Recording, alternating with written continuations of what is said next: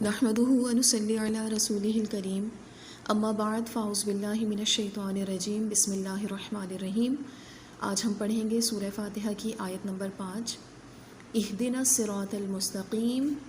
سورہ فاتحہ کے شروع میں ہم نے اللہ تعالیٰ کے لیے شکر کے کلمات پڑھے، اس کے بعد ہم نے اللہ تعالیٰ کی صفت رب العالمین یعنی وہ تمام جہان کو پالنے والا ہے، پھر اللہ تعالیٰ کی صفت الرحمن الرحیم کا جائزہ لیا۔ رب العالمین نہایت مہربان ہے، دنیا میں اس کی رحمت جن و انس، کافر، چرند پرند سب پر ہے، جبکہ آخرت میں وہ رحیم مومنوں کے ساتھ ہوگا۔ اس کے علاوہ ہم نے رب العالمین کی صفات پڑھیں کہ وہ روز جزا کا مالک ہے، بدلہ اس کے اختیار میں ہے۔ ایاک نعبد و ایاک نستعین، ہم صرف تیری ہی عبادت کرتے ہیں اور تجھ ہی سے مدد مانگتے ہیں۔ اس میں ہم نے عبادت کا جائزہ لیا اور معاونت کا جائزہ لیا۔ آیت نمبر 5 میں اللہ تعالیٰ نے اپنی رحمت سے انسان کو دعا کرنا سکھایا، اور وہ دعا کیا ہے؟ اہدنا الصراط المستقیم۔ اہدی، دکھا ہم کو، رہنمائی کر ہماری۔ اہدی کے معنی دکھا، رہنمائی کر، نہ ہماری، الصراط راستہ، المستقیم سیدھا۔ اہدنا الصراط المستقیم، رہنمائی کر ہماری سیدھے راستے کی طرف، یا ہدایت دے ہمیں سیدھے راستے کی۔ ہدایت کا ایک معنی نرمی اور مہربانی کے ساتھ راستہ بتانا، جیسا کہ اللہ تعالیٰ نے نبی کریم صلی اللہ علیہ وآلہ وسلم سے خطاب کرتے ہوئے فرمایا تھا، وَإِنَّكَ لَتَهْدِي إِلَى صِرَاطٍ مُسْتَقِيمٍ، سورہ شورى آیت نمبر 52۔ اور بے شک تو یقیناً سیدھے راستے کی طرف رہنمائی کرتا ہے۔ یہ ہدایت اللہ تعالیٰ، اس کے رسول اور دوسرے لوگ سبھی کر سکتے ہیں۔ پھر ہدایت کا دوسرا معنی راستے پر چلنے کی توفیق دینا، یہ صرف اللہ کے اختیار میں ہے، جیسا کہ اللہ تعالیٰ نے اپنے نبی صلی اللہ علیہ وآلہ وسلم کو مخاطب کر کے فرمایا، إِنَّكَ لَا تَهْدِي مَنْ أَحْبَبْتَ وَلَكِنَّ اللَّهَ يَهْدِي مَن يَشَاءُ، سورہ قصص آیت نمبر 56۔ بے شک آپ ہدایت نہیں دیتے جسے آپ دوست رکھتے ہیں، اور لیکن اللہ ہدایت دیتا ہے جسے چاہتا ہے۔ اور ہدایت کا تیسرا مفہوم کہ اس راہ ہدایت پر ہمیں استقامت نصیب فرمانا، یعنی مرتے دم تک ہم اسی راستے پر چلنے والے ہوں، ہمارا آخری انجام، ہمارا آخری کلمہ ہدایت ہی ہو۔ یعنی ہمیں ہدایت کی طرف رہنمائی بھی چاہیے، پھر ہمیں اس پہ چلنا ہے اور ہمیشہ اسی پہ چلتے رہنا ہے۔ نبی صلی اللہ علیہ وآلہ وسلم دین پر ثابت قدمی کی دعا کیا کرتے تھے، اللہم ثبت قلبی علی طاعتک، اللہم ثبت قلبی علی دینک، کیونکہ اگر ہم نے اس پہ استقامت نہیں چاہی تو کبھی بھی لڑکھڑا سکتے ہیں۔ عموماً آپ دیکھیں کہ لوگ آخری عمر میں کیسے کیسے فیصلے کر جاتے ہیں، آخری انجام ہے، اور کبھی اپنی اولاد کو اپنی جائیداد سے عاق کر دیا، کبھی ایک اولاد کے حق میں وصیت کر دی۔ تو آخری وقت تک ہمیں اللہ کی ہدایت پر قائم رہنا ہے، اللہ کے دیے گئے احکام کے مطابق اپنا آخری انجام ہمیں مقصود ہے۔ یہ صراط مستقیم محض عقل اور ذہانت سے حاصل نہیں ہو سکتی۔ صراط مستقیم وہی اسلام ہے جسے نبی صلی اللہ علیہ وآلہ وسلم نے دنیا کے سامنے پیش فرمایا، اور اب قرآن و احادیث صحیحہ میں محفوظ ہے۔ آیت نمبر 4 میں ہم نے کہا، ایاک نعبد و ایاک نستعین، ہم صرف تیری عبادت کرتے ہیں اور تجھی سے مدد مانگتے ہیں۔ تو ایاک نستعین سے سوال پیدا ہوتا ہے، کیا مدد چاہتے ہو؟ آیت نمبر 5 میں اللہ تعالیٰ نے جواب سکھایا، کہو کہ پروردگار، ہمیں زندگی کے ہر لمحے میں اور اپنے ہر کام میں تیری ہدایت کی ضرورت ہے، کیونکہ اگر تو نے نہ بتائے تو ہم ظالم، جاہل کسی چیز کے متعلق جان ہی نہیں سکتے۔ اس میں صحیح راستہ کیا ہے؟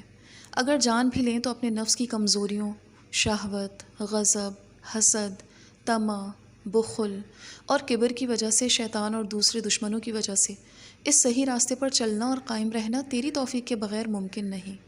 اس لیے ہماری درخواست ہے کہ ہر کام اور ہر لمحے میں ہمیں سیدھے راستے کے جاننے اور اس پر چلنے کی توفیق عطا فرما۔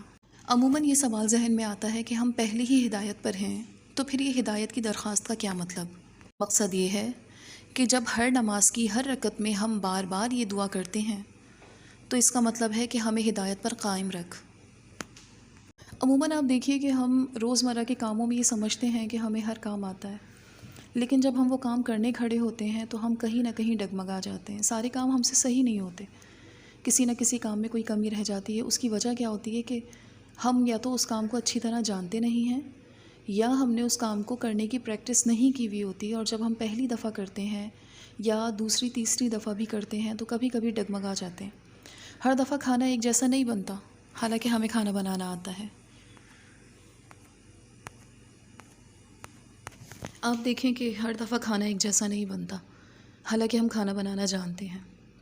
اگر ہمیں ہر دفعہ ایک جیسا ہی ذائقہ چاہیے تو ہمیں بہت زیادہ پریکٹس کرنی ہوگی کہ انگریڈینٹس جو بھی ہم ڈال رہے ہیں اس کی مقدار وہی ہو، اور کہنا چاہیے کہ ہمارا اندازہ وہی ہو، کب آہستہ کرنی ہے آنچ، کب تیز کرنی ہے، یہ سارا اندازہ ہمیں اپنا بالکل متعین کرنا ہے، تب کہیں جا کے ہمیں وہی ذائقہ ملے گا جو ہم چاہتے ہیں، جو ہمیں پچھلی دفعہ ملا تھا۔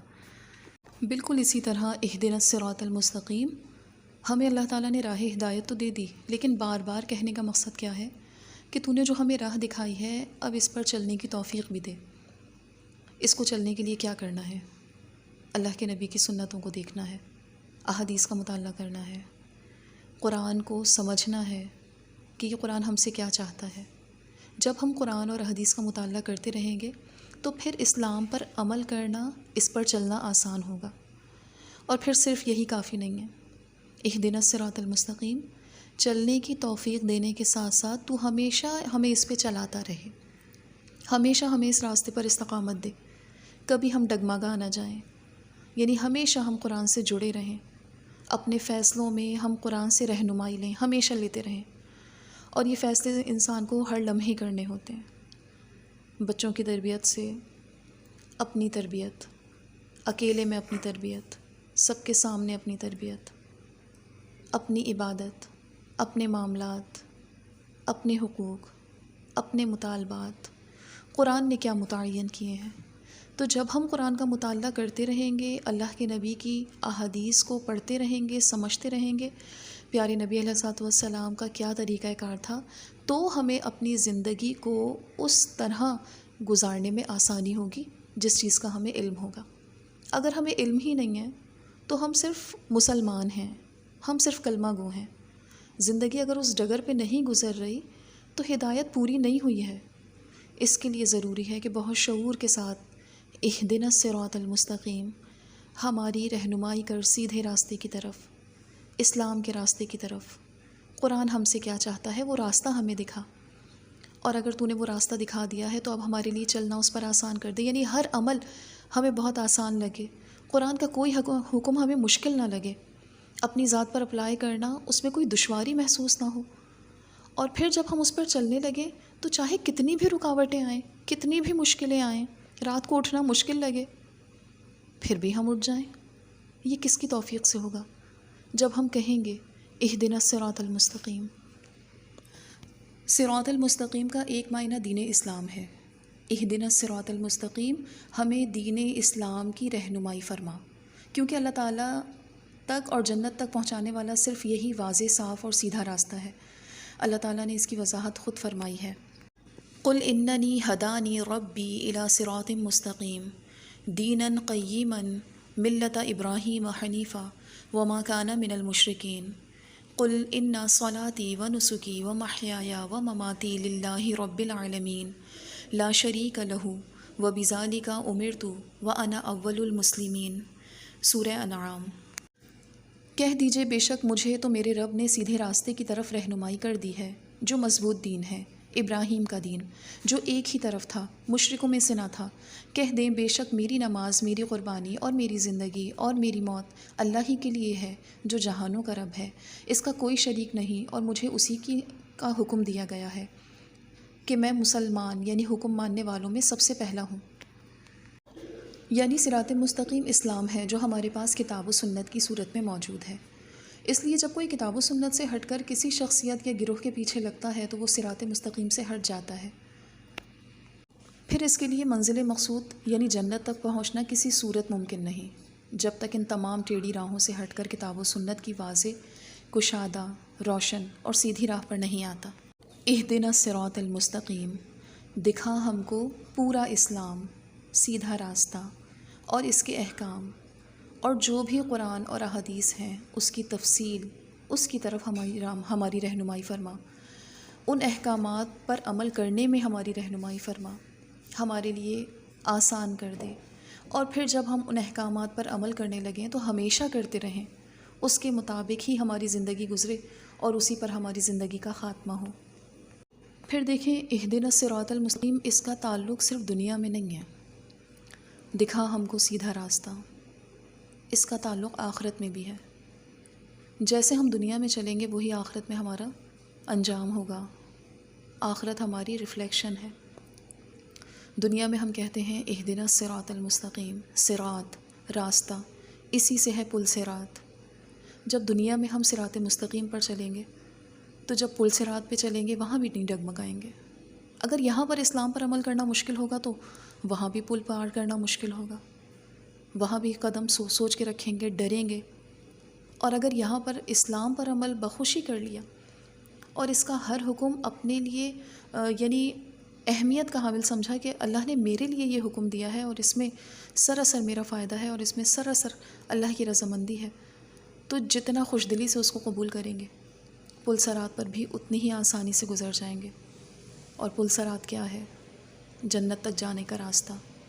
اور دنیا میں اہدنا الصراط المستقیم کیا ہے؟ جنت تک جانے کا راستہ۔ دونوں طرف راستے ہیں، چلنا ہم نے ہے۔ اگر خوشی خوشی دنیا میں اس راستے پر چلیں گے تو خوشی خوشی بہت آسانی سے پل صراط پر بھی چل جائیں گے۔ لہٰذا اسلام کے، قرآن کے کسی بھی حکم کو اپنے لیے مشکل نہ سمجھیں، اور اگر مشکل ہو بھی تو اللہ سے اپنے لیے بہت دعائیں مانگیں کہ اس پر چلنا ہمارے لیے آسان ہو، کیونکہ منزل مقصود تو جنت ہے نا۔ دنیا میں اگر ہم سے کوئی حکم چھوٹ بھی گیا، اس پر ہمیں افسوس کرنا ہے اور کرتے رہنا ہے، اور پھر کوشش کرنی ہے کہ اس حکم پر بھی عمل ہو جائے، کیونکہ مومن کبھی تھکتا نہیں ہے۔